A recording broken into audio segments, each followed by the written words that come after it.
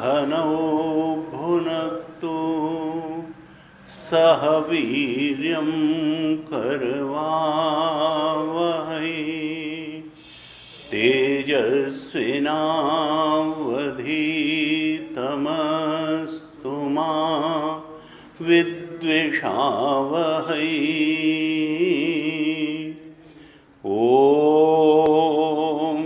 शान्तिः शान्तिः शान्तिः। सदाशिवसमारम्भां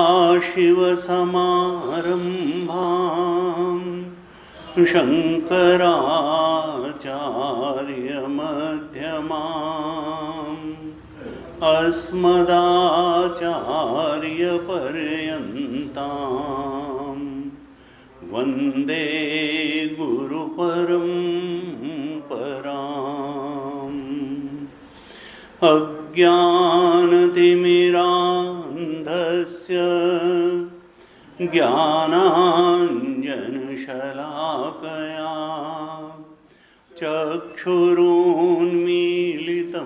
येन तस्मै श्रीगुरवे नमः। तस्मै श्रीगुरवे नमः। शांति मंत्र का पाठ करो। ओम भद्रं कर्णेभिः शृणुयाम देवाः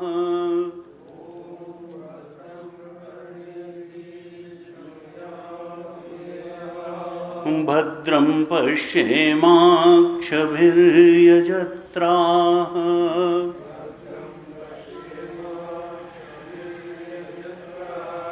स्थिरैरङ्गैस्तुष्टुवागंसस्तनूभिः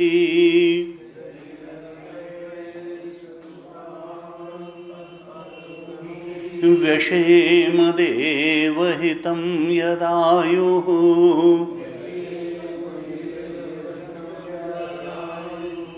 स्वस्ति न इन्द्रो वृद्धश्रवाः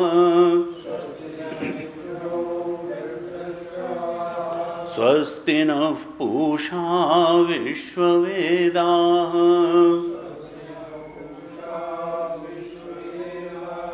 स्वस्ति नस्तार्क्ष्यो अरिष्टनेमिः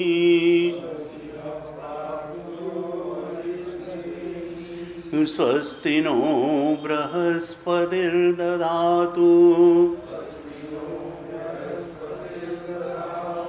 ॐ शान्तिः शान्तिः शान्तिः।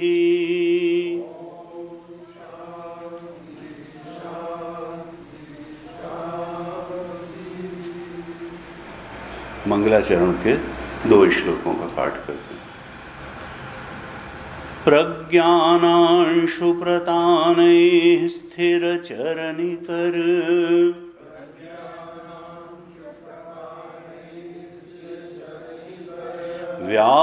व्यापिभिर्व्याप्य लोकान् भुक्त्वा भोगांस्थविष्ठान्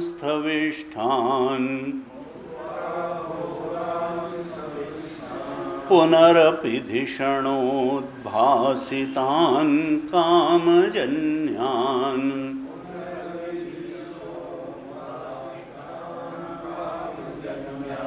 पीत्वा सर्वान् विशेषान् स्वपिति मधुर्भुङ् मायया भोजयन्नः माया संख्यातुरीयम् परममृतमजम् ब्रह्म यत्तन्नतोऽस्मि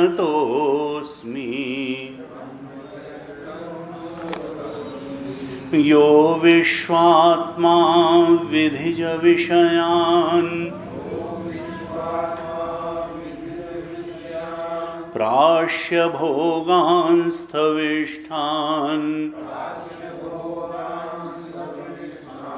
पश्चान्यान् स्वमतिविभवान् ज्योतिषा स्वेन सूक्ष्मान् सर्वानेतान् पुनरपि शनैः स्वात्मनि स्थापयित्वा हित्वा सर्वान् विशेषान् विगतगुणगणः पात्वसौ न स्तुरीयः। एक बार और इसका पाठ करें। यो विश्वात्मा विधिज विषयान्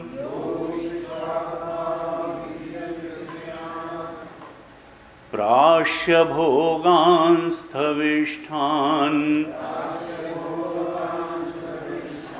पश्चान्यान् स्वमतिविभवान्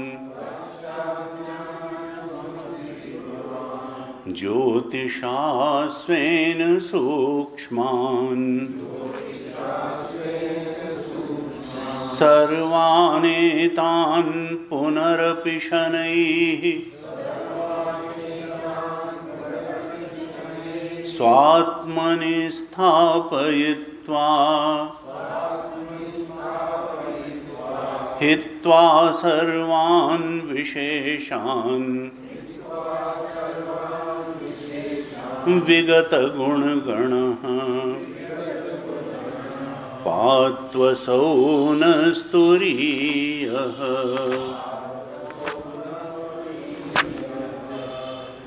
पहले और दूसरे मंत्र का भी पाठ कर। हरि ओम ओम इत्येदक्षरमिदगं सर्वम्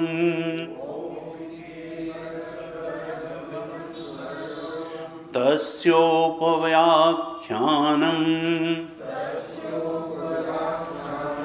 भूतं भवद्भविष्यदिति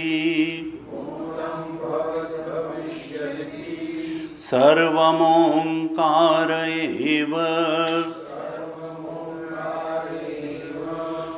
यच्चान्यत्रिकालातीतं तदप्योंकार एव। दूसरा सर्वं हि एतद् ब्रह्म अयमात्मा ब्रह्म सोयमात्मा चतुष्पात्।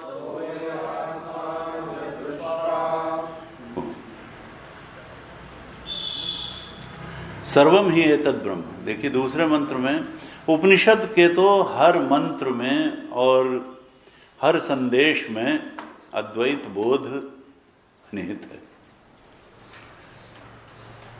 कोई और दूसरा संदेश उपनिषद देना ही नहीं चाहता, बस तरह तरह से बताना चाहता है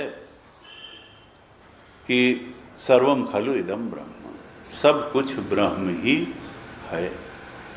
मैं भी ब्रह्म, तुम भी ब्रह्म, जीव भी ब्रह्म, जगत भी ब्रह्म, ईश्वर भी ब्रह्म। ब्रह्म के अलावा तात्विक दृष्टि से कुछ नहीं। हाँ, नाम रूप का आरोपण अवश्य है। वाचारंभणम विकारो नामधेयम मत्तिका इति एव सत्यम। घड़े का शक्ल अलग है, नाम अलग है। सुराही की शक्ल अलग है, नाम अलग है। कुल्हड़ की शक्ल अलग है, नाम अलग है। और सकोरे की शक्ल अलग है, नाम अलग है, लेकिन है सब मिट्टी ही। तत्व दृष्टि से सुराही, घड़ा, कुल्हड़ और सकोरा सब मिट्टी।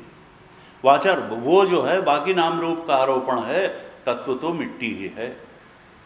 इसी प्रकार से उपनिषद का बड़ा स्पष्ट संदेश है कि चाहे जीव हो, चाहे पेड़ हो, चाहे पौधे हो, चाहे जड़ हो, जंगम हो, देखो तत्वतः तो एक ही चीज़ है परमात्मा, और जो अनेकता दिखाई दे रही है यहाँ वो तो नाम रूप का आरोपण ही है। इस बात को स्वीकार करने में बड़ी कठिनाई होती है, लेकिन जब हम विचार अगर करें तो ऐसा लगता है from nothing things come out and they again go to nothing. और नथिंग नहीं है, देखिए वो नास्तिकवाद हो जाएगा, शून्यवाद हो जाएगा। वो कहता है नहीं, ब्रह्म से ही सब कुछ आता है, ब्रह्म में ही रहता है और ब्रह्म में ही लीन हो जाता है। नथिंग नहीं, वो तो फिर बौद्धों का शून्यवाद हो गया कि प्याज के छिलके की तरीके से चीज़ों को उतारते जाओ और अंत में कुछ बचेगा ही नहीं, या केले के शीट्स की तरीके से उतारते जाओ, अंत में कुछ बचेगा नहीं। वेदांत ऐसा नहीं कहता है, कहता देखो जब तुम पीछे हटते जाओगे हटते जाओगे हटते जाओगे, सब कुछ को तुम नकार सकते हो। भाई गुप्ता पीरियड था, कोई चिन्ह, वो भी चला गया। देखो मौर्यन पीरियड भी चला गया, देखो मुगल साम्राज्य भी चला गया, इब्राहिम लोधी भी गए और अंग्रेज भी चले गए। भाई यहाँ कोई निशान ही नहीं रह जाता है। हम नहीं जानते कि 4 पीढ़ी पहले हमारे बाबा पर बाबा कौन थे, और यही हाल हमारा भी होने वाला है। लेकिन हम सोचते हैं हम बड़े सार्थक हैं, हम बहुत जो है वो हैं, और हमारा तो जैसे कि रहती दुनिया तक नाम रहेगा। यहाँ किसी का रहती दुनिया तक नाम नहीं रहा। ये सब जो है मिथ्या है। कहाँ से व्यक्ति आता है और कहाँ चला जाता है कुछ पता ही नहीं लगता, कोई नामलेवा नहीं रह जाता, दिमागों तक में चीज़ें नहीं रह जाती हैं। स्थूल चिन्ह की तो बात ही जाने दें। तो कहा सत्य क्या है? सत्य तो एक है और वो है परमात्मा। सर्वम खलु, बाकी नाम रूप का आरोपण है। और इस तरह से हम हर चीज़ को नकार सकते हैं, बाहर दुनिया की हर चीज़ को नकार सकते हैं। और ये भी है कि हमारा ये शरीर तो 70, 80, 100 साल के लिए मिला है, चाहे जो करो ये तो जाएगा।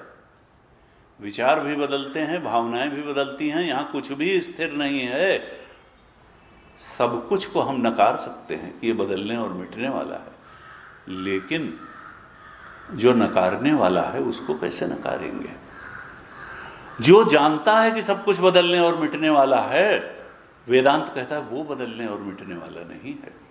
उसने बचपन को भी जाना, उसने जवानी को भी जाना, उसने अधेड़ अवस्था को जाना, वो वृद्धावस्था को भी जान रहा है, वो सब कुछ जानेगा। वो अनादि है और वो अनंत है और वही आत्मा है और वही ब्रह्म स्वरूप है। वो बदलने और मिटने वाला है नहीं, लेकिन हम सब कुछ को जानते हैं, उसी के सत्य स्वरूप को नहीं पहचानते। याज्ञवल्क्य ने मैत्रेयी से यही कहा कि अरे मैत्रेयी, पति के लिए पति प्रिय नहीं होता, अपने आत्मा के सुख के लिए पति प्रिय होता है। पत्नी के लिए पत्नी प्रिय नहीं होती, अपने सुख के लिए पत्नी प्रिय होती है। धन के लिए धन प्रिय नहीं होता, अपने सुख के लिए धन प्रिय होता है। मित्र के लिए मित्र प्रिय नहीं होता, अपने सुख के लिए मित्र प्रिय होता है। सब कुछ के लिए सब कुछ प्रिय नहीं होता, अपने सुख के लिए सब कुछ प्रिय होता है। और बड़ी विचित्र बात यह है कि सब कुछ के बारे में तो ये मनुष्य बहुत कुछ जानता है, लेकिन जिस आत्मा के लिए सब कुछ प्रिय होता है उस आत्मा के बारे में तो बहुत कम जानता है। जानता ही नहीं कि आत्मा का सही स्वरूप क्या है। जिसके लिए सब कुछ प्रिय है उसका सही स्वरूप जानता नहीं, और सबसे प्रिय वही है क्योंकि उसी के लिए तो सब कुछ प्रिय है। इसका मतलब सब कुछ से ज़्यादा प्रिय उसका अपना आत्मा है, और प्रिय वही होता है जो सुखद होता है। जो सुखद नहीं होता वो प्रिय नहीं होता। दुख से कोई प्रेम नहीं कर सकता है, और अपने आप से सबसे ज़्यादा प्रेम है। इसका मतलब क्या है कि वो सुखद स्वरूप है। सुखद न होता अगर अपना आत्मा तो उससे भी प्रेम न होता। इसीलिए कहा शास्त्रों ने कि वो आनंद स्वरूप है, वो सत्य भी है और वो चेतन भी है और वो आनंद भी है। सच्चिदानंद स्वरूप है वो आत्मा तुम्हारा। कहा उस सच्चिदानंद को जानना ही इस मनुष्य जीवन की सबसे बड़ा लक्ष्य भी है और सबसे बड़ी आवश्यकता भी है, और वही संसरण की समाप्ति का स्रोत भी है। मुंडक उपनिषद कहता है, मांडूक्य कहता है, सर्वम ही एतद् ब्रह्म। देखो तुम्हारा सत्य भी वही ब्रह्म है, और सब कुछ का ईश्वर का सत्य भी वही ब्रह्म है, और जगत का सत्य भी वही ब्रह्म है। और कहा जिस चेतना को तुम मैं करके अपने अंदर अनुभव कर रहे हो वो चेतन ही ब्रह्म है, कोई रहस्य पूर्ण पदार्थ नहीं है। अयम आत्मा ब्रह्म, जो तुम्हारा आत्मा है, जो तुम्हारे अंदर मैं करके चेतना प्रस्फुटित हो रही है, वही चेतना ब्रह्म है, कोई और चेतना नहीं।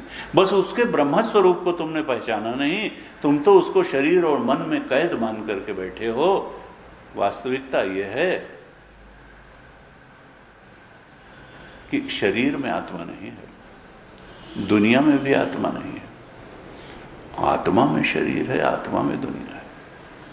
ये जागृत अवस्था में आत्मा है कि स्वप्न अवस्था में तुम हो आत्मा हो, कि सुषुप्ति अवस्था में तुम हो आत्मा हो,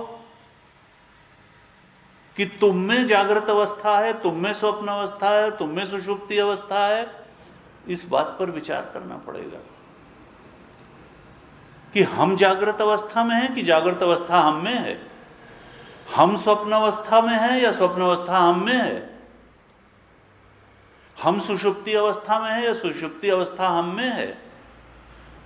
कहा देखो, जब तक तुम चेतना की संकीर्ण दशा से विचार करोगे तो स्वप्न में तुमको जैसे एक शरीर मिला हुआ है, तो वो स्वप्न शरीर वाला धारी जो तुम हो, वो तो यही सोचता है कि स्वप्न की एक सृष्टि है और उसमें हम हैं। स्वप्न की सृष्टि में हम हैं, स्वप्न शरीरधारी तो यही सोचता है, और वहाँ के अन्य प्राणी पदार्थ परिस्थितियाँ हमारे बाहर हैं। लेकिन वास्तविकता क्या है? वो स्वप्न शरीरधारी और वो स्वप्न की परिस्थितियाँ, प्राणी पदार्थ, वो सब आत्मा में हैं, तुम में हैं, तुम उसमें नहीं हो। सुषुप्ति में भी यही हाल है कि सुषुप्ति तुम में है, तुम सुषुप्ति में नहीं हो। और फिर इसी दृष्टांत से तुमको विचार करना पड़ेगा कि ये पूरी की पूरी जागृत अवस्था तुम में है, तुम जागृत अवस्था में नहीं हो। तो फिर तुम क्या हो? कहा तुम तो तुरीय हो, तुम तो इन तीनों अवस्थाओं के परे हो। ये अवस्थाएं तुम में हैं, तुम अवस्थाओं के मोहताज नहीं हो, ये अवस्थाएं तुम्हारी मोहताज हैं। ये तुम अगर न हो, तुम्हारी चेतना न हो, तुम्हारे जानने की सामर्थ्य न हो, तुम्हारी सच्चाई न हो, तो ये चेतनाओं का अस्तित्व ही नहीं हो। ये तुम्हारे अस्तित्व से ये चेतना, ये जो तीनों अवस्थाएं हैं, ये चेतनावान हैं, इनका अस्तित्व है। तुम्हारे अस्तित्व से ये अस्तित्ववान हैं। असल में तुम इन तीनों के बिना भी रह लेते हो। तुम इनके अनुभवों के मोहताज नहीं हो, तुम बिल्कुल इन तीनों के बिना रह लेते हो। कहा कि देखो, हमने पिछली कक्षा में थोड़ी चर्चा की थी कि ये जो जागृत, स्वप्न और सुषुप्ति तीन अवस्थाएं हैं, और इनका जो जो अनुभव है और इनके जो जो विषय हैं, हम तो इनसे अलग हैं या यही? देखो, जानने वाली चीज़ों से जानने वाला अलग होता है। कमरे को अगर मैं जान रहा हूं तो मैं कमरा नहीं हूं, मैं इसका जानने वाला हूं। जिन जिन चीज़ों को हम जानते हैं, उन चीज़ों से हम अलग होते हैं। तो कहा देखो, तुम जागृत अवस्था को अगर जान रहे हो तो तुम तो जागृत अवस्था नहीं हो, तुम उसको जानने वाले हो। तुम उससे अलग हो, जितने भी अनुभव या विषय हैं तुम उनसे अलग हो, क्योंकि उनके न रहने पर भी तुम रहते हो। स्वप्न अवस्था में जाने पर जागृत अवस्था नहीं रहती, लेकिन तुम तो रहते हो। सुषुप्ति अवस्था में जाने पर जागृत और स्वप्न दोनों नहीं रहते, लेकिन तुम रहते हो। न उनके अनुभव रहते हैं, न विषय रहते हैं। यानी इनमें से कोई भी अवस्था नहीं रहेगी तो तुम तो रहोगे। इसका मतलब क्या है कि क्या इसमें मैं पना करना ठीक है? तो मैं तो इससे अलग है।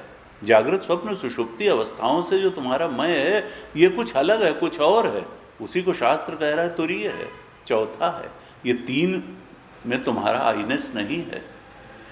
तुम जिसमें जाते हो उसी के साथ तादात्म्य करके तुम अपने को वो अवस्था वाला मान लेते हो, उस अवस्था वाले को ही मैं मान लेते हो और उस अवस्था की अनुभव और विषय को ही मेरा मान लेते हो। असल में न तुम उस अवस्था वाले हो, न उसके अनुभव और विषय तुम्हारे हैं। वहाँ न कुछ मैं है और न मेरा है। तुम्हारा मैं इन तीनों अवस्थाओं के परे है। वो तो इनका साक्षी है, वो तो चेतन मात्र है। असल में इन अवस्थाओं में न कुछ मैं है न मेरा है, क्योंकि मैं तो इन अवस्थाओं को जैसी की तैसी छोड़ करके अगली अवस्था में चला जाता हूँ। और अगर समाधि लग जाए तो ये तीनों छोड़ करके तुरीयावस्था की एक झलक वहाँ आ जाती है। हालांकि वो तुरीयावस्था है नहीं, समाधि को वेदांत तुरीयावस्था नहीं कहता है। लेकिन हाँ, एक विषय निरपेक्ष आनंद का बोध जरूर समाधि में होता है। जैसे सुषुप्ति में तो हम सो जाते हैं, इसलिए सो करके उठने के बाद ही ये मालूम होता है कि मैं सुख से सोया। सुषुप्ति के दौरान सुख हो रहा है ये बात मालूम नहीं होती। लेकिन समाधि वो अवस्था है जहाँ पर कि समाधि के दौरान भी हमको समाधि का आनंद मिलता है। कहा देखो, ये खुली आंख से भी समाधि लगाना आवश्यक है। कहा वही तुरीय अवस्था है। वो अज्ञान मिटे बिना, आत्म अज्ञान मिटे बिना ये आत्म तत्व का शाश्वत बोध होने वाला नहीं। मांडूक्य के उपनिषद का पूरा प्रयास ये है कि एक बार अज्ञान मिट जाए, इन अवस्थाओं के मैं और मेरा होने का भ्रम मिट जाए, हम इन अवस्थाओं के साक्षी हो जाएं, तो हम अपने सत्य आत्म स्वरूप और आत्मा के ब्रह्म स्वरूप में प्रतिष्ठित हो सकते हैं। और यदि ऐसा हो जाए तो फिर वो आनंद मिल जाएगा जिसको छीना ही नहीं जा सकता, जो काल में नहीं छीना जा सकता, जो देश में नहीं छीना जा सकता, और जिसको कोई अन्य व्यक्ति भी छीन नहीं सकता है, और जो पूर्णतम आनंद है, तुम्हारा आनंद स्वरूप है। इसलिए खोज आनंद की ही है और सर्वोच्च आनंद की खोज है, न जाने वाले आनंद की खोज है, देश काल परिस्थितियों में न मिटने वाले आनंद की खोज है। और उपनिषद कहता है कि वो तुम्हारा अपना आत्मा है। कहा देखो, जब यहाँ कुछ मैं मेरा है नहीं तो फिर इनका संयोग और वियोग कैसा, इनका छूटना और मिलना कैसा, और छूटने और मिलने में सुखी दुखी होना कैसा। कहा इसका अभिमान करना कैसा कि मैंने ये बना लिया और मैंने ये बिगाड़ दिया। ये जो कर्तापन का अभिमान है और भोक्तापन का अभिमान है, ये भी मिथ्या है। असल में साक्षी में न कर्तापन है न भोक्तापन है, वो तो शुद्ध दृष्टा चेतन है। न वो स्वप्न की किसी चीज से आसक्त होता है, न जागृत की किसी चीज से आसक्त होता है, न सुषुप्ति की किसी चीज से। जो आत्मा है वो तो कभी लिप्त ही नहीं हुआ।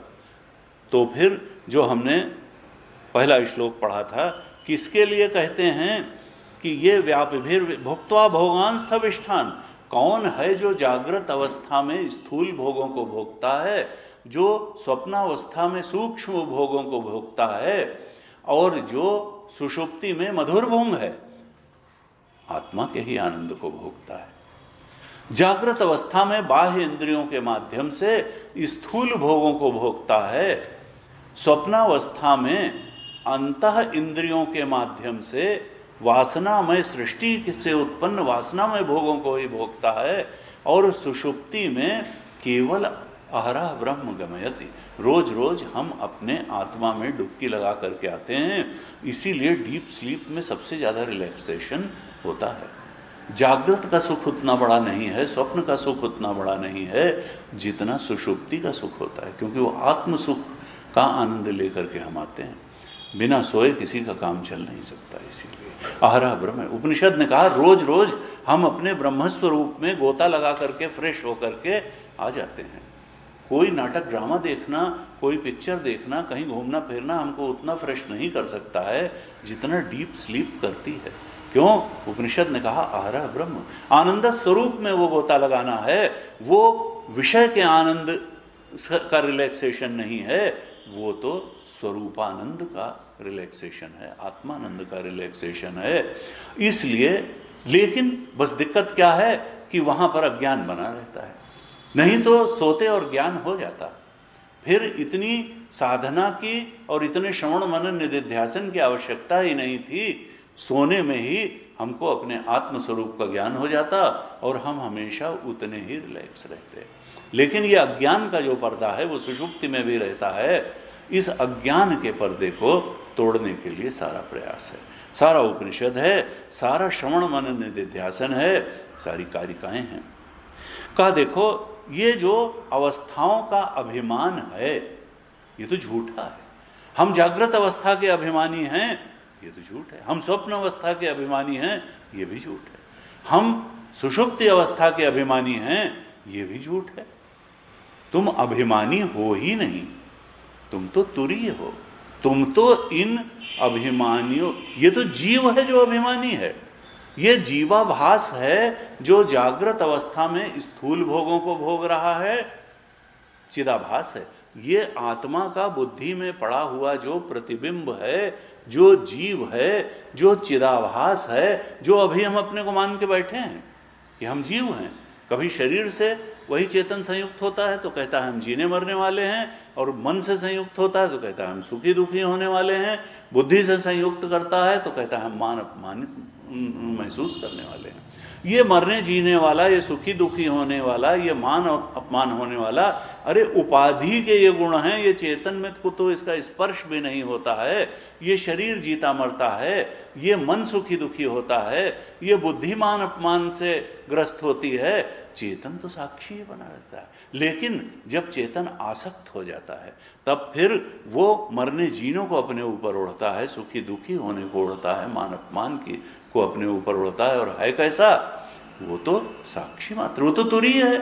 उसको तो जागृत अवस्था ही नहीं छू गई, उसको तो स्वप्न अवस्था छू ही नहीं गई, उसको तो सुषुप्ति, ये तीनों का अभिमानी तो प्रतिबिंब मात्र है और प्रतिबिंब की कोई सत्ता नहीं होती।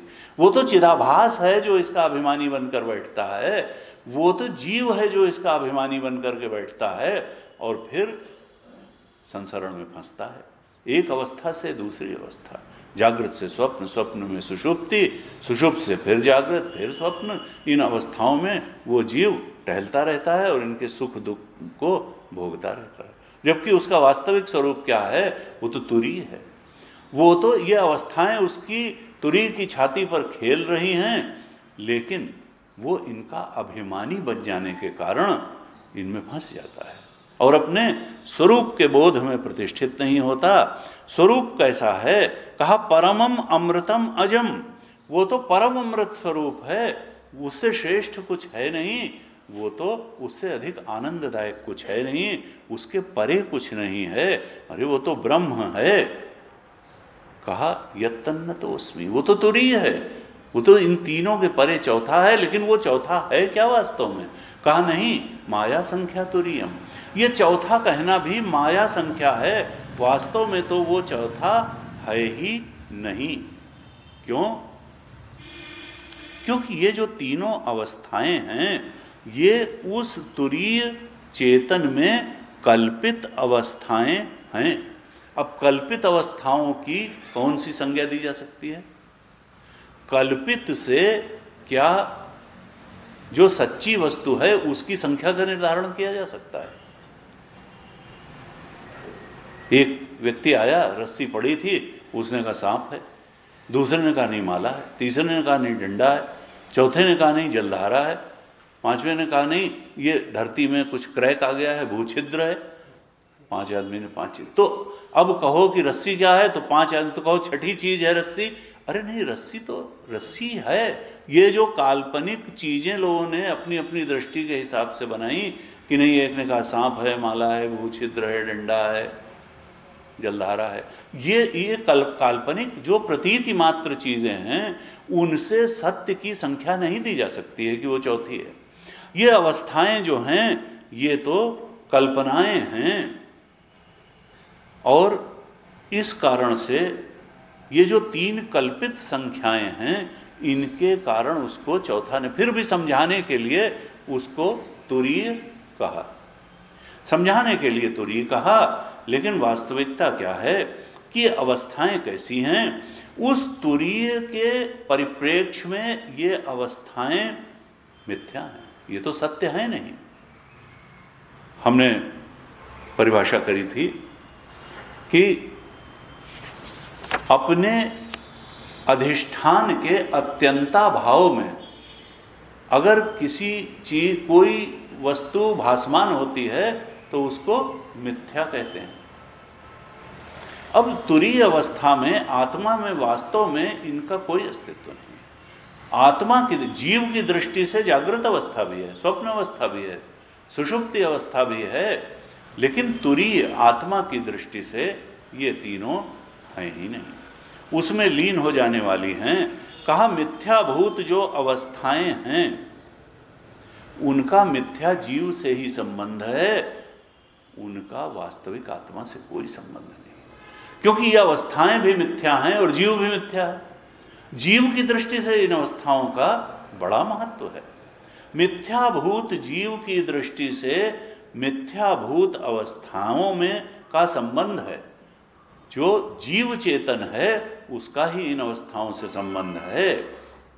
और जब एक बार जीव चेतन है तो फिर उसकी इच्छाएं भी हैं। जब इच्छाएं हैं तो इच्छाओं को पूरी करने के लिए फिर कर्म भी करेगा, कर्म करेगा तो परिस्थितियों का निर्माण भी होगा। वो कर्म क्यों कर रहा है? इच्छाओं की पूर्ति के लिए, यानी भोग के लिए, उन परिस्थितियों के भोग के लिए। तो जब जीव है तो कर्म भी है, कर्म है तो फिर परिस्थितियां हैं, उनका भोग भी है। और जब भोग होगा तो अनुकूल प्रतिकूल वासनाएं भी बनेंगी, संस्कार वासना का पुंज भी होगा, और फिर सारा ये चक्र चल देगा। वासना से इच्छा, इच्छा से कर्म, कर्म से परिस्थिति, परिस्थिति का भोग, और भोग से फिर वासनाएं, वासनाओं से फिर इच्छाएं, इच्छाएं से फिर कर्म। तो ये जीव जो है कर्म चक्र में पड़ जाएगा। तो जीव के लिए तो जागृत अवस्था बहुत महत्वपूर्ण है, क्योंकि जागृत अवस्था में इंद्रियों के माध्यम से वो संसार में कर्म करता है और भोग करता है।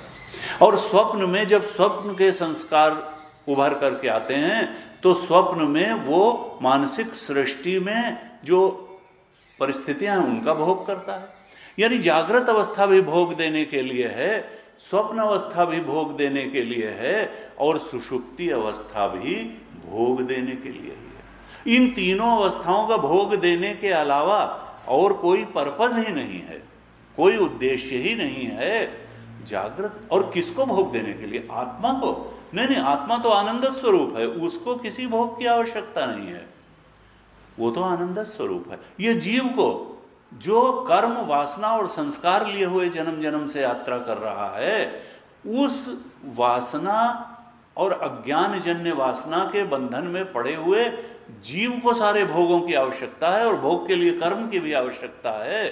तो ये जीव को बांधने वाली हैं तीनों अवस्थाएं, ये आत्मा को बांधने वाली नहीं है जो तुरीय है। तो भोग के लिए कहा जीव, मिथ्याभूत जीव का इन मिथ्याभूत अवस्थाओं से संबंध है। और कैसा संबंध है? कहा इव, संबंध सा है। देखो, जो काल्पनिक है, जीव का अस्तित्व भी काल्पनिक है, अवस्थाओं का अस्तित्व, तो वहां कोई सच्चा संबंध हो सकता है? कल्पना से कल्पना का तो संबंध सा ही होता है। अब कहा कि जब जीव है, एक बार जीव हुआ, जीव की इच्छाएं हुई, कर्म हुआ, परिस्थितियां हुई, तो कर्म का भोग कोई अपने आप तो दे नहीं देता। एक कर्म फल देने वाली सत्ता भी आवश्यक है। कर्म करने के लिए जगत की भी आवश्यकता है, और कर्म फल देने के लिए ईश्वर की भी आवश्यकता है। इसलिए फिर त्रैत खड़ा हो गया। जब जीव की सत्ता आ गई तो फिर जगत की भी सत्ता आनी ही है। नहीं तो कर्म करने के लिए एक फील्ड तो चाहिए जहां वो कर्म करेगा और भोग प्राप्त करेगा। जागृत की भी सृष्टि चाहिए, और निर्बल संस्कारों के लिए स्वप्न की भी सृष्टि चाहिए, और रिलैक्स होने के लिए, मधुर भूंग के लिए सुषुप्ति भी चाहिए। तीनों की आवश्यकता है। जीव को पूर्ण भोग प्राप्त करने के लिए तीनों एक अवस्था में ही हम सोचते हैं जागृत में ही सारा भोग हो जाएगा, न, स्वप्न की अवस्था भी चाहिए भोग को पूर्ण करने के लिए, और सुषुप्ति अवस्था भी चाहिए भोग को पूर्ण करने के लिए। और भोग चाहिए किसको? जीव को। शुद्ध चेतन आत्म तत्व को कोई भोग नहीं चाहिए। वो तो भाई निर्लिप्त ही बने रहते हैं ये सारे बखेड़े में। अधिष्ठान होने के बावजूद सबस्टेटुम वही है। अधिष्ठान के रूप में वो सब दृष्टा बन करके देखते रहते हैं कि अच्छा दूसरा पक्षी द्वासपूर्णा सयोजा सखाया समानम वृक्षम परिशस्व जाते तयोरन्यः पिप्पलम स्वादवत्ती अनश्नन्यो अभिचाकशीति। कहा देखो वो जो ईश चेतन है, जो तुरीय है, वो तो बस दृष्टा बन करके देखता रहता है कि यह हमारा ही प्रतिबिंब जीव चेतन किस चक्कर में पड़ा हुआ है। ये काल्पनिक भोगों को भोग कर काल्पनिक रूप से सुखी दुखी हो रहा है, काल्पनिक रूप से मरने जीने के चक्कर में पड़ा हुआ है। और जिस क्षण उसको लगता है कि नहीं ये बहुत हो गया भाई, इस भोग से तो तृप्ति होती ही नहीं है, तब वो जब पलट करके देखता है अनिशया शोचति मोह्यमानः, कहा जब पलट के देखता है और देखता है ये दूसरा पक्षी हमारे ही अंदर जो ईश चेतन बैठा हुआ है, ये तो न कोई पिप्पलम स्वादवत्ती, न कोई भोग कर रहा है, फिर भी शांत और सुख से बैठा हुआ है। तब फिर वो सोचता है और तब वो जानता है कि अरे ये तो हमारा ही स्वरूप था, हम तो वही थे, हम तो प्रतिबिंब को ही अपना स्वरूप मान के बैठे थे, ये तो बिंब हमारा स्वरूप था। कहा देखो ये जो जीव है, जब अवस्थाओं से कल्पित जीव कल्पित अवस्थाओं से तादात्म्य करता है तो फिर कल्पित कर्तृत्व की भी सृष्टि होती है, भोक्तृत्व की भी सृष्टि होती है, और भोग देने वाले ईश्वर की भी सृष्टि होती है, और जहां भोग मिलता है उस जगत की भी, चाहे स्वप्न का जगत हो या जागृत का जगत हो, तो त्रयित हो जाता है। जीव जगत ईश्वर तीनों वास्तविक लगने लगते हैं, क्योंकि जीव वास्तविक लगा और अवस्थाएं वास्तविक लगी। कहा वास्तव में क्या है कि ये जो तीनों अवस्थाएं हैं और जीव है, ये है तो ब्रह्म में ही। ये अवस्था त्रय वाला जीव है और माया की उपाधि वाला ईश्वर है जो फलदाता है, लेकिन ये जीव जगत ईश्वर तीनों शुद्ध आत्मा में ही कल्पित हैं। और ये जब कल्पित हैं तो इन कल्पित अवस्थाओं की संख्या भी कल्पित है। इसलिए जो ब्रह्म है, जो तुरीय है, वो इन तीन कल्पित अवस्थाओं की अपेक्षा से ही तुरीय कहा गया, चौथा कहा गया। इसीलिए पहले मंत्र में कहा माया संख्या तुरीयम। ये माया संख्या है, कोई सच्ची संख्या नहीं है उसको चौथा कहना, ये तो समझाने के लिए कह दिया। तो कहा इस तरह से हमको विचार करना पड़ेगा कि देखो साक्षी में न कर्तापन है न भोक्तापन है। ये तो अवस्थाएं सच्ची हैं नहीं, अवस्थाओं को भोगने वाला जीव भी सच्चा नहीं है, सच्ची तो तुरीय है। और इन तीनों, मजे की बात यह है कि इन तीनों अवस्थाओं में रहते हुए भी हमारे तुरीयपने में कोई अंतर नहीं पड़ता है। हम अगर थोड़ा सा जागृत हो जाएं तो हम अपने साक्षी स्वरूप में रहते हुए भी व्यवहार कर सकते हैं।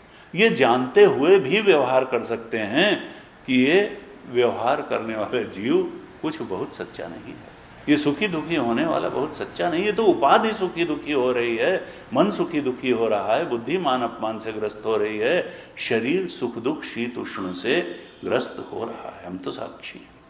कहा इन अवस्थाओं से में रहते हुए भी उनके साथ वास्तव में जो हमारा तुरीय स्वरूप है, आत्म स्वरूप है, उसका कोई संबंध न कभी था, न अब है, न आगे होगा, और उनके बदल जाने पर भी मैं नहीं बदलता हूं। ये अवस्थाएं बदलती हैं, मैं नहीं बदलता हूं। मैं तो वैसा का वैसा रहता हूं, साक्षी का साक्षी रहता हूं। ये तो मैं तो अधिष्ठान हूं। मुझ में वास्तव में, मुझ तुरीय आत्मा में इन अवस्थाओं का अत्यंताभाव है। इनका भासना मिथ्या है, भासित हो रही हैं, लेकिन वो मिथ्या रूप से भासित हो रही है। कहा इस प्रकार से एक और था कि ये वृत्तियां जो हैं ये प्रमाता व छिन्न चेतन जब जागृत में निकल करके जाता है और प्रमेया व छिन्न चेतन से मिलता है, तब हमको ज्ञान होता है। और वो ज्ञान अगर वासना के अनुकूल हुआ तो सुख का भोग, और प्रतिकूल हुआ तो दुख का भोग, उसी को कह देते हैं। यानी प्रमाता व छिन्न चेतन का प्रमेया व छिन्न चेतन से एक होना, यही प्रत्यक्ष का स्वरूप है, यही ज्ञान का या भोग का स्वरूप है। अब एक प्रश्न ये होता है कि ये आत्मा जो है ये तो निर्विकार है, निर्विकार है और देश काल वस्तु में भरपूर है। देश काल वस्तु इस पर आश्रित हैं, कोई जगह ही नहीं है जहां ये ना हो। अब ये निकलना और जाना और मिलना ये वहां हो सकता है जहां पर कोई देश ऐसा हो जहां आत्मदेव पहले से मौजूद ना हो, तो वहां ये निकल करके इसकी किरणें चली जाएंगी। ईशावास्य उपनिषद में एक आया था कि ये जो है त एजति त न एजति, ये दौड़ता है और ये नहीं भी दौड़ता है। ये बड़े से बड़े दौड़ने वाले से पहले वहां पहुंच जाता है जहां वो दौड़ के पहुंचता है। यानी सूरज की किरणें जहां जहां पहुंच सकती है वहां वहां आत्मदेव पहले से पहुंचे हुए हैं। मतलब क्या बताना चाहते थे कि कोई देश ऐसा नहीं है, स्पेस में कोई जगह ऐसी नहीं है जहां आत्मदेव न हो, इसलिए उनमें चलने, कोई काल ऐसा नहीं है जहां वो न हो, कोई वस्तु ऐसी नहीं है जहां वो न हो। इसलिए जब वो हर वस्तु में गए हुए हैं पहले से, तो वो कहाँ से निकलेंगे और कहाँ जाएंगे, कहाँ से चलेंगे और कहाँ पहुँचेंगे, वो तो हर वस्तु में हैं, हर काल में है। और ये देश काल और वस्तुएं उन पर आश्रित हैं, वो तो किसी देश काल वस्तु से सीमित किए ही नहीं जा सकते हैं। तो अब जो ये हम कॉन्सेप्ट बना रहे हैं कि जागृत में प्रमाता व छिन्न चेतन निकला और वो प्रमेया व छिन्न चेतन से एक हुआ और तब हमको उसका ज्ञान हो गया या भोग हो गया। अब सवाल यह है कि जब वो सब जगह गया हुआ है, जब उसमें कोई विकार आ ही नहीं सकता, वो चेष्टाहीन है, कोई चेष्टा हो नहीं सकती देश काल में जो भरपूर है, तो फिर किरणें कहाँ निकली और कहाँ गईं? अरे उससे कहाँ किरणें निकल सकती हैं? कोई किरणें विरणें नहीं निकल सकती हैं उससे। जब किरणें निकल ही नहीं सकती हैं तो पहला विवर्त तो यही हुआ कि ये निकली किरणें और उससे गई मिली प्रमेय छिन्न चेतन से प्रमाता। ये सूरज कहा अगर उससे किरणें निकलना शुरू हो जाएंगी तो जैसे सूरज से, ये केवल उदाहरण है कि सूर्य की तरह से किरणें, उनसे आत्मदेव से अगर किरणें निकलना शुरू हो जाएंगी तो जैसे एक दिन सूरज ये है कि ठंडा हो जाएगा, ऐसे ही आत्मदेव भी ठंडे हो जाएं। वो जिस चीज में क्षरण होता है वो एक दिन खत्म भी हो जाती है। तो आत्मदेव से कोई वास्तव में किरणें विरणें न निकलती हैं न निकल सकती हैं, क्योंकि उन्हीं का तो अस्तित्व है। तो कहा ये सबसे बड़ा विवर्त तो यही है, ये अविचारित विवर्त है कि चेतना से किरणें फूट सकती हैं। असल में चेतना से किरणों का फूटना भी एक भ्रांति ही है। जो किरणें नहीं फूटेंगी तो प्रतिबिंब कहाँ से बनेगा? वो जीव से कोई जा करके बुद्धि में प्रतिबिंब, असल में ये सब अनादि अविद्या के कारण, लेकिन समझाने के लिए ये चीज है कि प्रज्ञानांशु प्रतान, भाष्यकार ने भी लिखा प्रज्ञानांशु प्रतान। देखो प्रज्ञान की ही किरणें सब जगह फैली हुई हैं। असल में किरणें क्या फैली हुई हैं? प्रज्ञान ही फैला हुआ है। असल में आत्मदेव ही, उससे किरणें विरणें कहाँ निकल सकती हैं? किरणें विरणें कुछ नहीं निकल सकती हैं। कहा पहला विवर्त यही है, ये सोचना कि उससे कोई किरणें वगैरह निकलती हैं। कोई किरणें नहीं निकल सकती हैं, एक उसी का अस्तित्व है। और जब किरणें निकल नहीं सकती हैं, इसका मतलब क्या? ये वृत्ति क्या है? वृत्ति को ही तो कहा था प्रज्ञान की किरण है, या जीव कहा था किरण निकल करके प्रतिबिंब बन जाएगा तो वो जीव था। या फिर उसकी वृत्ति, बुद्धि वृत्तियां हैं जो, जिससे कि हम जानते हैं जिस चीज का आकार वृत्ति ले लेती है उसको हम जान लेते हैं, जिसका नहीं ले पाती उसको, यहाँ तक कि भावनाओं का भी आकार वृत्ति लेती है। तो सुख दुख जानते हैं तो सुखाकार वृत्ति, दुखाकार वृत्ति होती है, मान वाली वृत्ति, अपमान वाली वृत्ति, शीत की वृत्ति, उष्ण, जो जिस चीज का भी वृत्ति आकार लेगी हम जानेंगे। तो देखा जाए तो असल में जब किरण की ही सिद्धि नहीं होती है तो वृत्ति भी सत्य सिद्ध नहीं हो सकती है। वृत्ति कोई सत्यवत्य सिद्ध नहीं होती है। और जब वृत्ति की ही सिद्धि नहीं हो रही है कि वृत्ति सत्य है, तो वृत्ति से मालूम पड़ने वाले अनुभव और विषय कहां से सत्य सिद्ध हो सकते हैं? जब वृत्ति ही सत्य सिद्ध नहीं हो रही है, उस आत्मदेव से, उस प्रज्ञान से, उस चेतन से, निराकार चेतन से किरणें ही नहीं फूट सकती हैं, वो चेष्टाहीन है। तो वृत्ति ही जब सिद्ध नहीं हो रही है, तो फिर वृत्ति से अनुभव होने वाले विषय कहाँ से सत्य सिद्ध हो जाएंगे? और जागृत अवस्था हम वृत्ति से ही तो जानते हैं, स्वप्न अवस्था भी वृत्ति से ही जानते हैं, और सुषुप्ति में बिना वृत्ति के तो अनुभव हो ही नहीं सकता है। सुषुप्ति में भी जो उस समय कोई न कोई भोक्ता भी रहता है, क्योंकि भोक्ता ही स्मरता होता है, और वृत्ति ज्ञान के अलावा ज्ञान का कोई उपाय नहीं है, इसलिए वहां भी भोक्तृत्व की कोई वृत्ति तो रहती है, प्रशांत वृत्ति रहती है। समाधि में भी वृत्ति रहती है, प्रशांत वृत्ति रहती है। और मजे की बात यह कि जब विचार करते हैं तो वृत्ति सिद्ध ही नहीं होती। प्रज्ञान से किरणें फूटा नहीं करती हैं, वो तो निराकार है, निश्चेष्ट है, चेष्टाहीन है, उससे किरणें फूट ही नहीं सकती हैं, वो तो ज्ञप्ति स्वरूप है, प्रज्ञान की रश्मियां हो नहीं सकती, इसलिए वृत्ति सिद्ध ही नहीं होती है। और जब वृत्ति ही सिद्ध नहीं होती है, तो वृत्ति से होने वाला ज्ञान और भोग कहाँ से सिद्ध हो जाएगा? अर्थात जीव को तो लगता है, लेकिन ये भ्रांति है, भ्रांति जीव को भ्रांति अनुभूति होती है, वो सिद्ध नहीं हो सकता। और फिर उनसे अनुभव में आने वाली जागृत अवस्था सिद्ध नहीं हो सकती, स्वप्न अवस्था सिद्ध नहीं हो सकती, सुषुप्ति भी सिद्ध नहीं हो सकती, न उनके भोग सिद्ध हो सकते हैं। तो जब वृत्ति सिद्ध नहीं है, भोग सिद्ध नहीं है, तो ये अहम जीव अहंकार कहाँ से सिद्ध हो जाएगा? अहंकार तो नष्ट हो जाएगा। किस चीज का अहम? क्या बनाते हैं और क्या बिगाड़ते हैं? अहम भी सिद्ध नहीं होता है। सिद्ध क्या होता है? केवल एक चेतन ही सिद्ध होता है। आत्मदेव वो तुरीय ही सिद्ध होता है, सत्य वही सिद्ध होता है। बाकी भ्रांति जन्य जीव भ्रांत विषयों का भ्रांत भोग कर रहा है और उसमें सुखी दुखी अनुभव कर रहा है। कहा इस प्रकार से जब स्वरूप ज्ञान होगा तो नष्ट क्या होगा? कहा क्या भोग नष्ट होंगे, कि भोक्ता नष्ट होगा, कि ज्ञाता नष्ट होगा, कि जीव नष्ट होगा, कि वृत्तियां नष्ट होंगी? क्या नष्ट होगा ज्ञान से?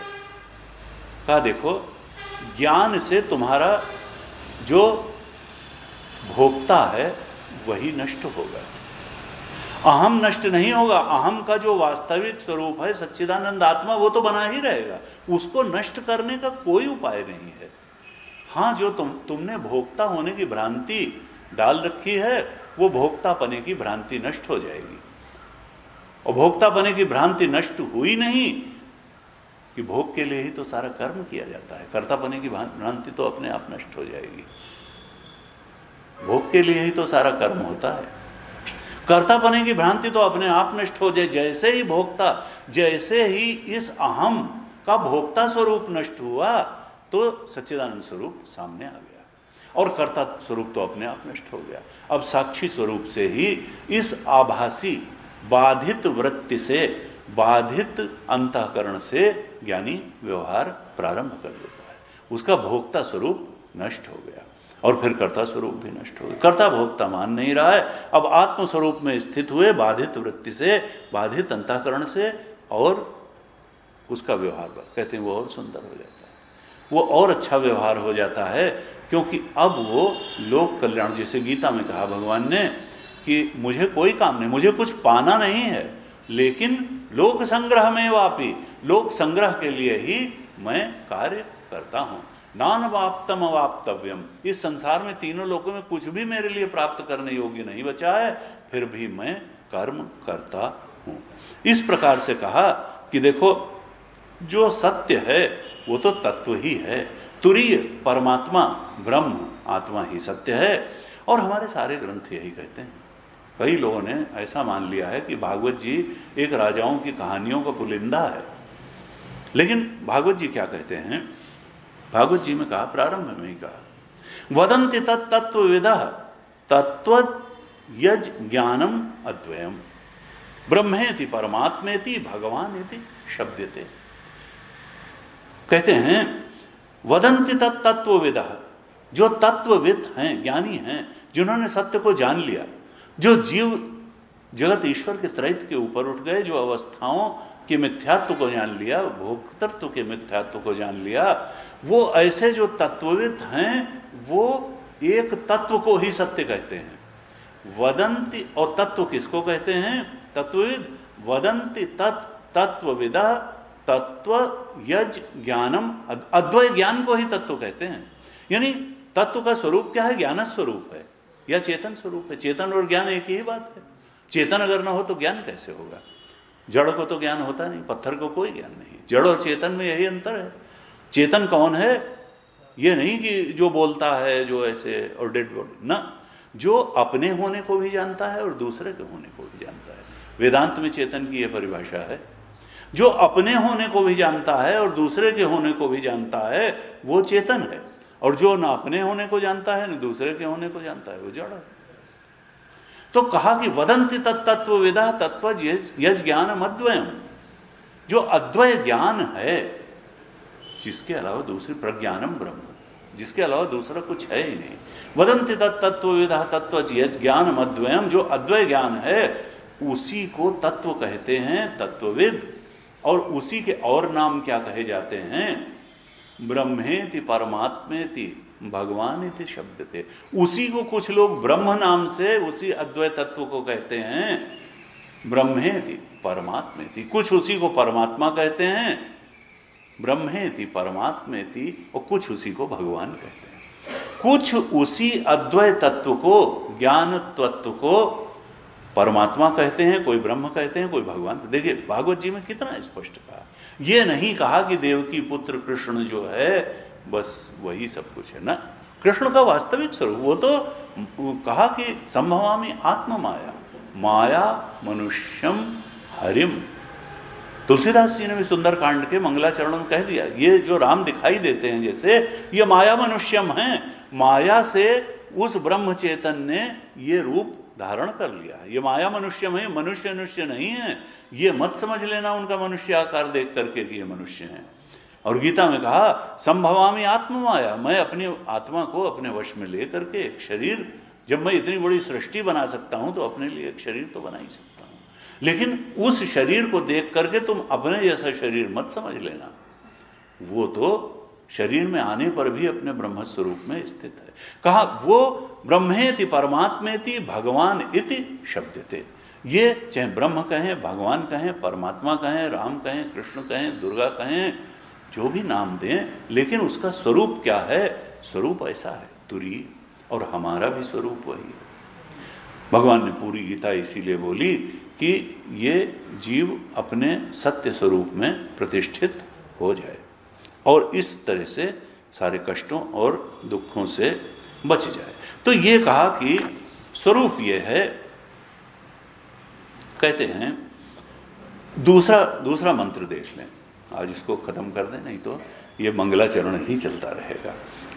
नहीं, मंगलाचरण कोई खराब बात नहीं है। पूरे जीवन में मंगल का आचरण हो जाए तो सबसे अच्छा है। मंगल का आचरण, मंगलाचरण, हमारे यहाँ तो पूरे शास्त्रों की विधि है कि पहले जो है मंगलाचरण किया जाए। अब इसमें देखिए डाउट क्रिएट करने वाले भी लोग बहुत मज़ेदार होते हैं। कई लोगों ने ये कहा कि ये जो है, ये दोनों श्लोक जो हैं ये कारिका के पार्ट हैं, ये शंकराचार्य जी के लिखे हुए श्लोक नहीं है। कुछ लोगों ने कहा पहला श्लोक तो शंकराचार्य जी का लिखा हुआ है और जो दूसरा जिस पे अभी हम चर्चा करेंगे ये किसी और का लिखा हुआ है। किसी ने कहा पहले श्लोक में तो ब्रह्म के बारे में बताया, अवस्थाओं के बारे में बताते हुए ब्रह्म के स्वरूप का निरूपण हुआ, और दूसरा श्लोक जो है वो गुरु को ब्रह्म रूप में चित्रित करते हुए किसी और ने लिखा। ऐसे ऐसे अब उनका फिर उत्तर देने वाले भी एक से एक। तो लोगों ने कहा कि भाई अगर ये कारिका का पार्ट होता और शंकराचार्य जी ने इसको न लिखा होता तो जैसे शंकराचार्य जी ने सारी कारिकाओं पर भाष्य लिखा वैसे ही इस पर भी भाष्य लिख देते।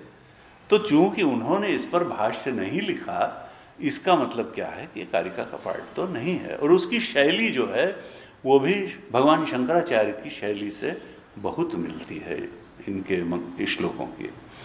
और एक परंपरा, विशिष्ट परंपरा भी रही मंगलाचरण करने की। तो इस तरह से पहले मंगलाचरण में बात बताई, और जो बात पहले मंगलाचरण में बताई दूसरे मंगलाचरण में भी वही बात बताई। लेकिन देखिए, दो तरीके से सत्य का बोध कराया जा सकता है। एक है विधि मुख से और एक है निषेध मुख से। विधि मुख का मतलब क्या है कि जो कुछ है ब्रह्म के अलावा तो कुछ है नहीं, कहते हैं आत्मा ही ब्रह्म है और ब्रह्म के अलावा कुछ है नहीं। तो कह दिया जो भी चीज आई सामने, कह दिया ये भी ब्रह्म, ये भी ब्रह्म, ये भी ब्रह्म। तो विधि मुख से हो गया कि हम ब्रह्म के बारे में के अलावा कुछ है ही नहीं, तो इसलिए सर्व स्वीकृति के भाव से सब कुछ को ब्रह्म रूप जानते हुए, मानते हुए, पहचानते हुए हम उसको स्वीकार कर लें। तो ये हुआ विधि यानी पॉजिटिव। और एक हुआ निषेध मुख से, यानी नहीं है, नहीं है, नहीं, जो कुछ हो ब्रह्म के वो सब प्रतीति मात्र है, नाम रूप का आरोपण है। यानी जो कुछ सामने आता जाए कहते जाओ ये ब्रह्म नहीं है, नहीं है, नहीं है, तो अंत में कहने वाला बचेगा, चेतन ही तो बचेगा। चेतन ही तो कह रहा है नहीं है, नहीं है, नहीं है। उस चेतन को कहाँ नहीं नहीं कहने वाले को कहाँ से नकार दोगे? तो वो जो चेतन मात्र बचेगा, जो नकार दी जा सकती है वो दूसरी चीज है, अपने आप को थोड़ा नकार सकता है। सब कुछ को नकारते नकारते अंत में नकारने वाला ही बचेगा।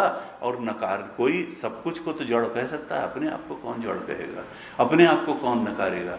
तो कहा ये जो है दो तरीके हैं। जो पहला मंगलाचरण था वो विधि मुख से था, विधि मुख से था कि ये जागृत अवस्था का है, ये स्वप्न अवस्था है, ये है, और तीनों अवस्थाएं उसी तुरीय अवस्था पर खेल रही हैं। जागृत में स्थूल भोग को भोगता है, स्वप्न में वासना में सृष्टि के भोगों को भोगता है, और सुषुप्ति में वो मधुर भोग अपने स्वरूप के आनंद का ही भोग करता है। कब? पीत्वा सर्वान विशेषान। वहां का था कि जागृत और स्वप्न के सारे भोगों, सारी सृष्टियों को पी लेता है, यानी बीज रूप में, संस्कार रूप में अपने ऊपर रख लेता है अंदर। नहीं तो जागने के बाद फिर कैसे पहचाने, कैसे सबको जाने कि भाई हम क्या करते थे और क्या था। और एक मजेदार बात यह है, अखंडानंद जी महाराज कहते थे देखो जागृत में इतना राग क्यों होता है और स्वप्न में कोई राग नहीं होता। जागने के बाद जैसे कि राजीव लोचन राम चले तज राज, बाप को राज बटाऊ की नहीं।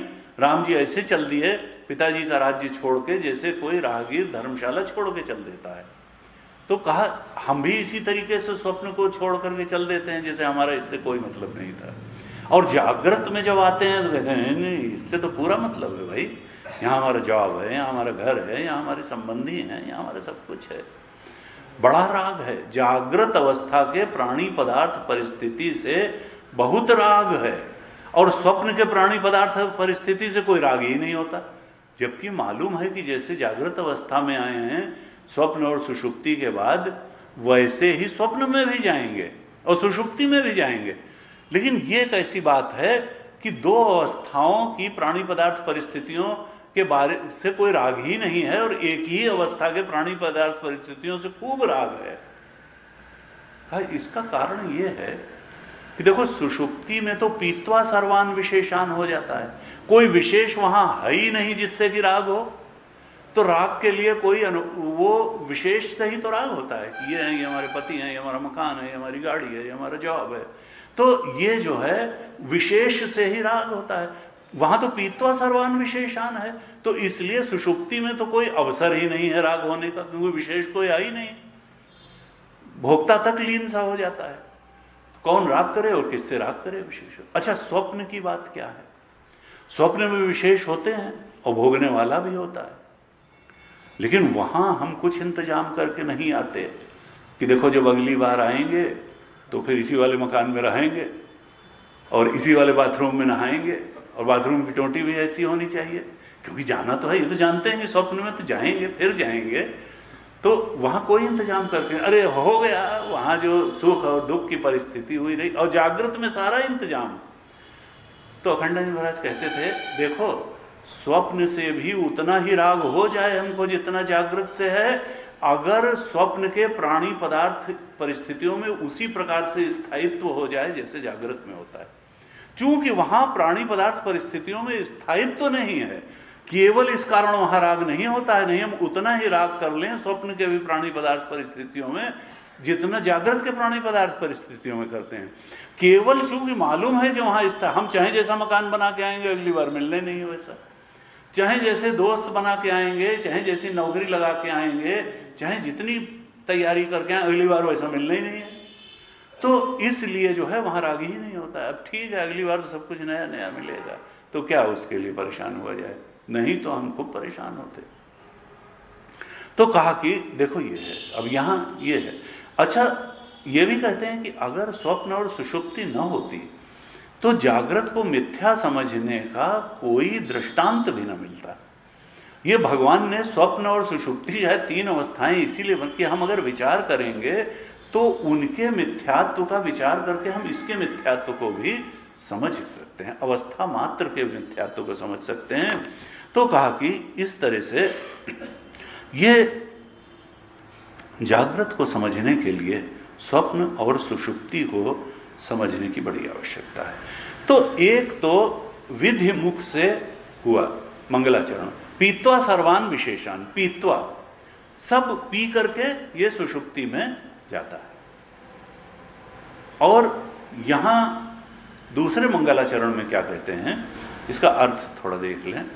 दूसरे मंगलाचरण का ये निषेध मुख से है, अर्थात नेति नेति।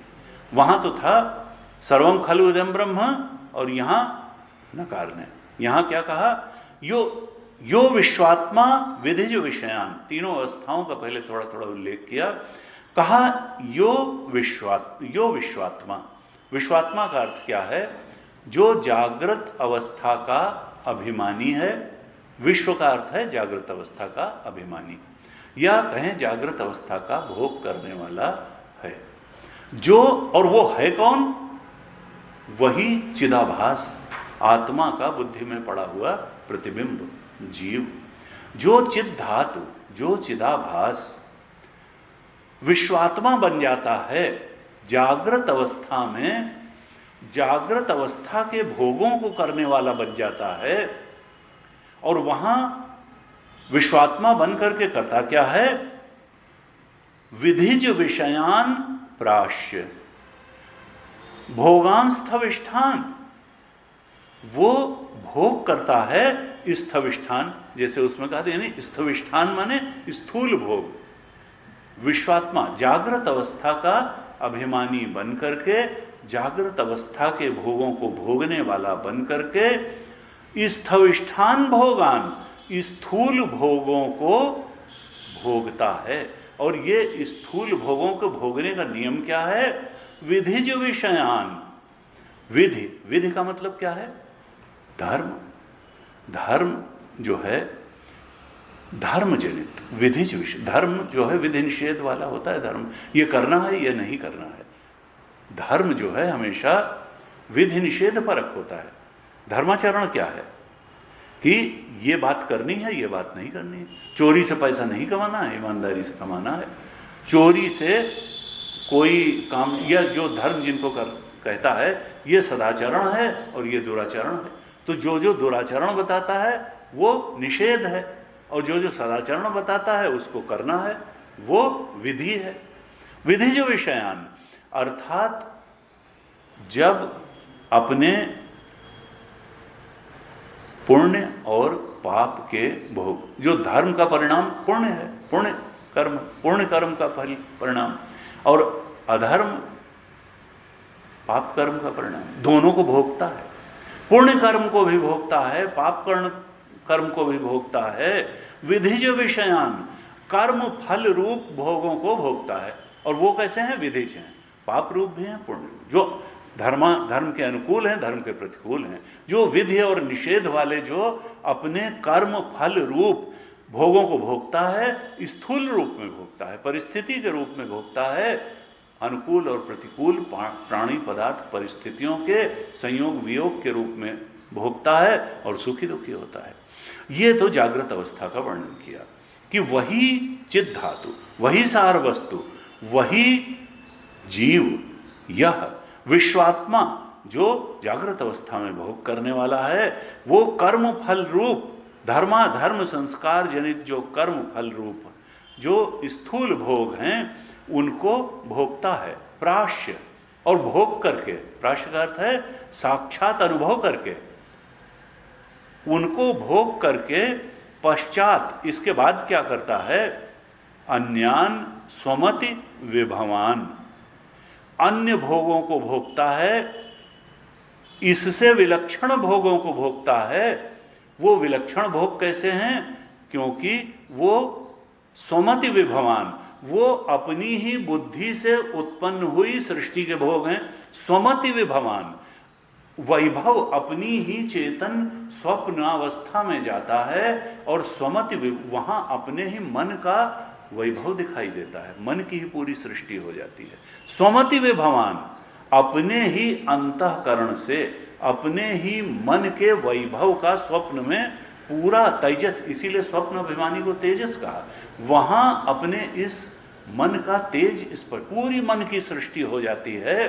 स्वमति विभवान, अपने मति अर्थात बुद्धि के वैभव से जो सृष्टि उसके वैभव से होती है। और वो सृष्टि कैसी होती, सूर्य की रोशनी में वो भोग होते हैं, कहा नहीं ज्योतिषा स्वेन सूक्ष्मान, अपनी ही चेतन की रोशनी में, वहां भी रोशनी होती है, तो वहां किसकी रोशनी होती है, स्वप्न में किसकी रोशनी है, ज्योतिषा स्वेन, वहां उसी चेतन की रोशनी में सब दौड़ भाग होती है। वहां की बिजली में भी चेतन की रोशनी है, वहां की सूर्य में भी उसी मन के में स्थित चेतन की रोशनी है। ज्योतिषा स्वेन, वहां ज्योति आत्मा की ही ज्योति है, मन की ही ज्योति है। और कैसी है, सूक्ष्मान, स्थूल विष्ठान नहीं है वहां के भोग, वहां के भोग कैसे हैं, सूक्ष्मान, सूक्ष्म भोग हैं। जब जागृत के संस्कार लीन हो जाते हैं और स्वप्न के संस्कार उदय होते, देखिए बिना किसी नियम और सिस्टम के स्वप्न नहीं होता। साइकोलॉजी 100 साल पहले मानती ही नहीं थी कि स्वप्न भी होता है, और स्वप्न का स्वरूप तो आज भी नहीं मालूम। गुरु जी कहते थे मनोविज्ञान अभी तक मन की परिभाषा ही नहीं कर पाया। तो देखिए ये हमारे वेदांत में इतनी सूक्ष्म बातें हैं, स्वप्न के बारे में, मन के बारे में, सृष्टि के बारे में, समग्र जीवन के बारे में, भोग के बारे में, भोगकर्ता के बारे में, कर्मकर्ता के बारे में, ये इतना सूक्ष्म विश्लेषण है कि अभी जो है शायद मनोविज्ञान को या पैरासाइकोलॉजी को भी यहाँ पहुँचने में टाइम लग जाएगा। कहा कि पश्चान अन्यान, ये दोनों जो है ये एक, इनके पीछे एक लॉजिक है और वो है कर्म फल का लॉजिक। जो स्थूल, जो ज़्यादा स्ट्रांग हमारी वासनाएं हैं, जो स्थूल भोगों को भोग करके ही पूरी होनी है, उनके लिए जागृत अवस्था बनी है। कुछ कर्म इतने प्रबल होते हैं कि इतना दुष्टता का कर्म कर दिया कि अब जेल जाओ और वहाँ जो है भोगो, या इतना दरिद्रता का भोग भोगो, या इतना कष्ट की परिस्थिति भोगो, स्थूल में भोगो। तो जो ज़्यादा, या बहुत पुण्य किया तो फिर राजसी भोग भोगो। तो जो प्रबल संस्कार हैं वो जागृत अवस्था में भोगे जाते हैं, उनको भोगने के लिए जागृत अवस्था है। लेकिन जो निर्बल संस्कार हैं, चाहे कष्ट के हों चाहे सुख के हों, चाहे पुण्य के हों चाहे पाप के हों, जो निर्बल संस्कार हैं, वेदांत कहता है उनको भोगने के लिए स्वप्न अवस्था बने है, वो भी भोग की है अवस्था। लेकिन जो निर्बल संस्कार हैं, जिनका कि वासनामय सृष्टि सूक्ष्म भोगों से ही भोग हो सकता है, उनको भोगने के लिए फिर स्वप्न अवस्था है, वहां भोग हो गया। और जब इस तरह से ये भोगते भोगते थक गया, परेशान हो गया, तब फिर सुषुप्ति में जाके थोड़ा विश्राम कर लिया। तीनों का एक लॉजिक है, तर्क है। वो सूक्ष्म भोगों को भोगने के लिए स्वप्न अवस्था है, स्थूल भोगों को भोगने के लिए, और उनका सिद्धांत यही है कि जो जस करे सो तस फल चाखा। कर्म का ही भोग स्थूल में अवस्था, जागृत अवस्था में भी है, कर्म का ही फल। इसीलिए बार बार कहते हैं देखो कर्म सुधारो। और कई बार गुरुदेव से लोग कहते थे साहब बहुत बुरे बुरे सपने आते हैं, बहुत बुरे बुरे सपने आते हैं, और कुछ लोगों तो एक ही सपना बार बार आता है। ये लड़की हमारे पास आई थी, उसने कहा हमको बचपन से एक सपना आ रहा है कि एक आदमी घोड़े पर बैठा हुआ तलवार लिए हमारा पीछा करता रहता है और हम भागते रहते हैं, लेकिन तलवार मारने के पहले हमेशा हमारी नींद खुल जाती है।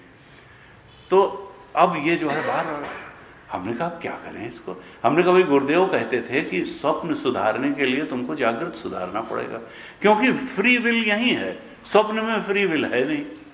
तो इसलिए अगर आपको अपने स्वप्न को सुधारना है तो उसके लिए काम जागृत में ही करना पड़ेगा। तो भाई तुम ऐसा करो कि एक तो कम से कम ये विचार कर लो कि वो झूठा है, उससे डरना छोड़ो। स्वप्न के घोड़े पर तलवार लिए हुए वाले से डरना छोड़ दो, वो तो मिथ्या है। तुम जागृत में कम से कम स्वप्न पर विचार तो करो कि तुम अभी भी दहशत में हो कि फिर वही सोएंगे तो सपना आएगा। और दूसरे हमने कहा भाई थोड़ा पूजा अपना करो, महामृत्युंजय का जाप करो या कुछ करो इस तरीके से।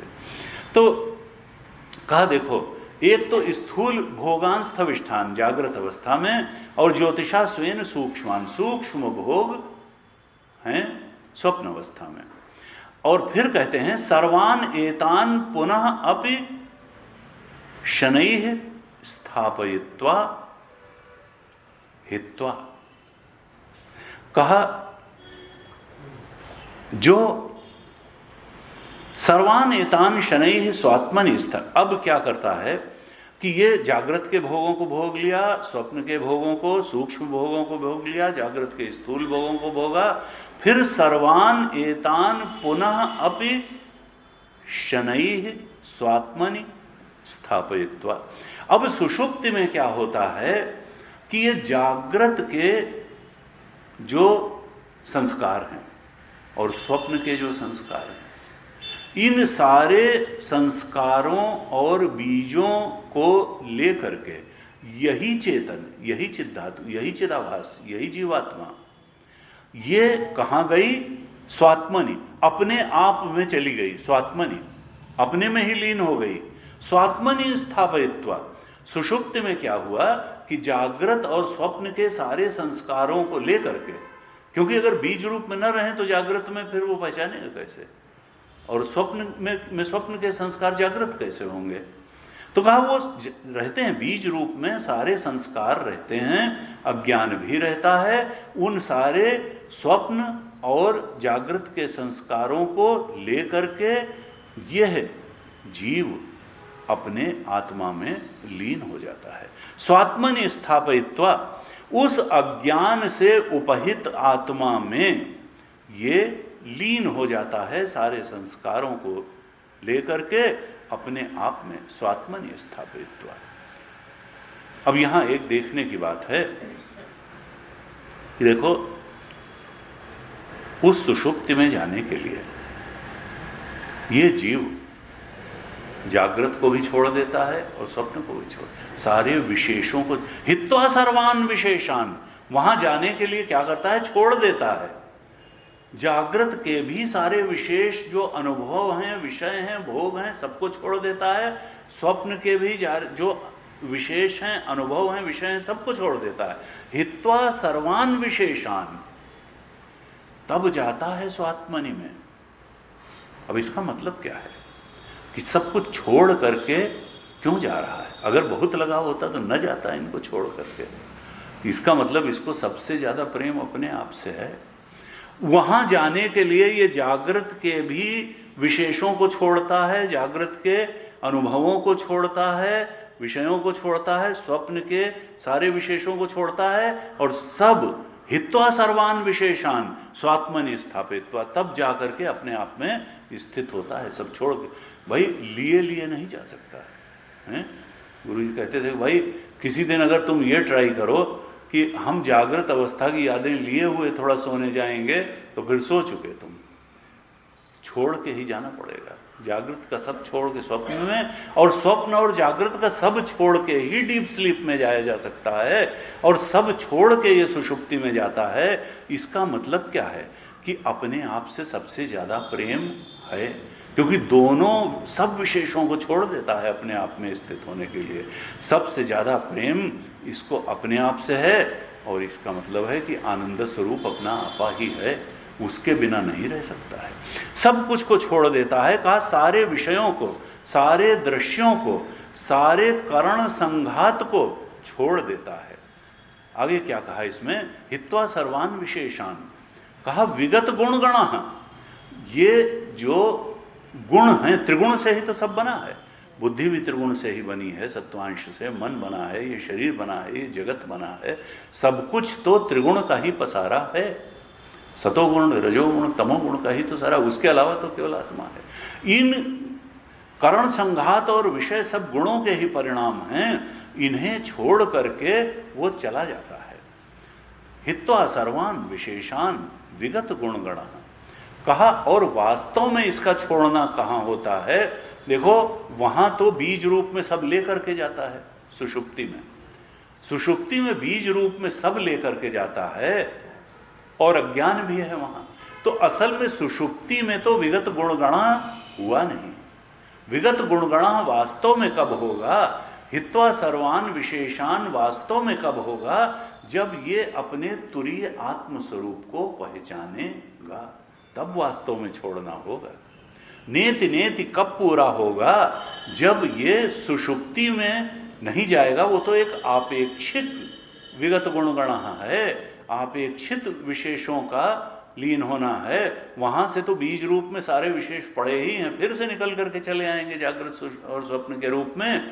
असली विगत गुणगण होना, हित्वा सर्वान विशेषान होना कहाँ है, जब ये अपने तुरीय स्वरूप को, आत्म स्वरूप को, ब्रह्म स्वरूप को पहचान गए। हित्वा सर्वान, जब इस प्रकार कहा, उस पातु असौ न तुरीय, यहां क्या कहते हैं शंकराचार्य जी, पातु असौ, ऐसे जो हित्वा सर्वान विशेषान विगत गुणगणा, जो वास्तव में ही विगत गुणगणा है, जो सर्वान विशेषान जहां है ही नहीं, ऐसा जो तुरीय है उसको मैं वहां कहा था नतोस्मि, यहां कहा मैं प्रार्थना करता हूं कि वो तुरीय, वो ब्रह्म, वो आत्मा मेरी रक्षा करे। पातु, पातु माने रक्षा करे। रक्षा करने का क्या मतलब है कि 200 कारिकाओं का तो भाष्य पढ़ना है, कारिका उनको लिखना होगा, हम लोगों को पढ़ना है, और 12 मंत्र पढ़ने हैं, यानी 215, 227। अब अगर वो रक्षा नहीं करेगा तो पता चले तबीयत खराब हो गई, कभी कोई सामाजिक बाधा आ गई, कभी कोई, यानी निर्बाध रूप से ये ब्रह्म बोध होता रहे, इसलिए मंगलाचरण होता है। और भाष्यकार मंगलाचरण कर रहे हैं कि इस ज्ञान की सिद्धि हो जाए। पातु, मैं नमन करता हूं, हम सब न गुरु शिष्य सब नमन करते हैं कि वो पातु न तुरु, वह तुरीय, वह परब्रह्म, वह परमात्मा, वह भगवान, ब्रह्मेति परमात्मेति भगवान इति शब्दते जिसको कहा, वह परम सत्ता हमारी रक्षा करे। और गुरु जी कहते थे रक्षा किस प्रकार करे, सबसे बड़ी रक्षा क्या है कि अविद्या का निवारण कर दे, यही तो सबसे बड़ी रक्षा है, क्योंकि सबसे बड़ी समस्या तो अविद्या ही है। अविद्या का निवारण करके हमारी रक्षा कर ले। और दो ही तो चीजें हैं, एक तो अज्ञान का निवारण और दूसरे दोषों का निवारण, जिसके कारण कि हम उस ज्ञान को ग्रहण नहीं कर पाते हैं। मन के दोषों का, कामादि विकारों का निवारण कर दे, दोषों का हमारी अंतःकरण बुद्धि से निवारण कर दे, और अविद्या का निवृत्ति, इसी प्रकार से हमारी रक्षा करे। इस प्रकार से कहते हैं कि देखो ये जो है, ये ब्रह्मैव अत्र जगत सर्वम चिन्मात्र विस्तारितम, कहा कि ये जो जगत है ये चिन्ह मात्र का ही विस्तार है। ये दूसरे मंगलाचरण में भी वही बात कही जो पहले मंगलाचरण में कही। क्या कहना चाहते हैं कि देखो, हम कभी अपने को देहाभिमानी मान करके बैठ जाते हैं, कभी परिस्थिति का अभिमानी मान करके बैठ जाते हैं, कभी जागृत स्वप्न या सुषुप्ति अवस्था का अभिमानी मान करके बैठ जाते हैं।